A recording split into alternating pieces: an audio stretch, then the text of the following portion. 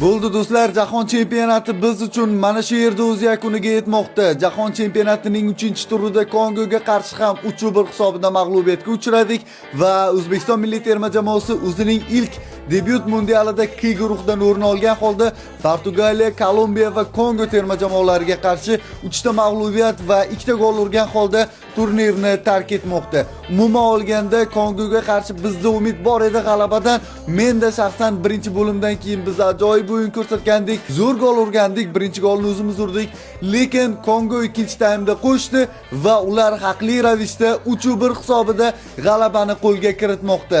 Haq bo'lgan jamoa bu uchrashuvda g'alaba qozondi. Tan olishimiz kerak. Ha, birinchi bo'limda zo'r o'ynadik, lekin Kongoni ham biz play-offga chiqish ishtiyoqi yuqori bo'lgan holda g'alabaga loyiq o'yin ko'rsatganini e'tirof etishimiz kerak. Nima ham derdik, milliy terma jamoamiz uchun mana shunday yomon, omadsiz debyut bo'lyapti. Endi qolgan turnirlarda milliy terma jamoamizga omad tilaymiz. Bu yog'iga bizni Osiyo Kubogi kutyapti yanvar oyida.